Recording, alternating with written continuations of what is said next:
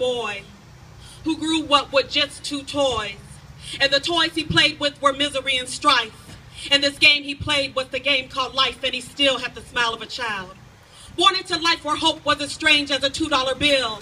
And the thought of a chance almost made him ill, cause chance to him was like a foreign disease. Prayed every night, but the pain just never ceased, and he still had the smile of a child. D was just barely 7 years old, yet etched on his face a story was told of a life filled with scars and deep bruises, just another black boy labeled as useless. Diagnosed with having attention deficit disorder.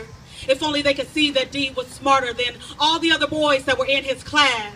He had street smarts cause life came at him fast, and he still had the smile of a child.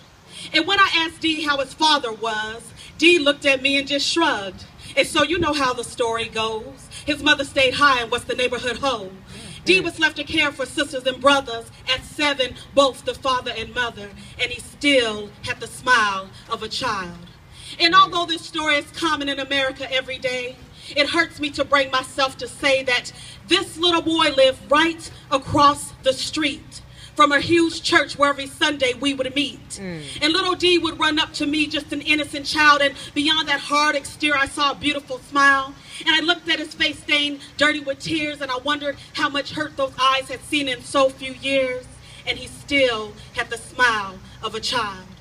And as I looked at this beautiful smile, somehow I felt as Christians we were on trial. We have been accused, dead, indicted of not speaking up and remaining silent. Too busy worrying about our suits and manicured nails. Us as Christians have seriously failed. Concerned with driving our big old fancy cars, while life etched in wounds and permanent scars on the soul of an innocent little boy whose wide brown eyes no longer hold any joy. And all we could do on Sunday was shout and clap our hands. But no one, even me, ever took a stand. So when the sentence went down, we were all found guilty of aiding and abetting a tragedy, sentenced to life for our hypocrisy, and I weep for the smile of a child. Now D is trapped in the system, all because no one would listen. And I weep for the sorrow cries that echo from his heart, and I weep for a soul now torn apart.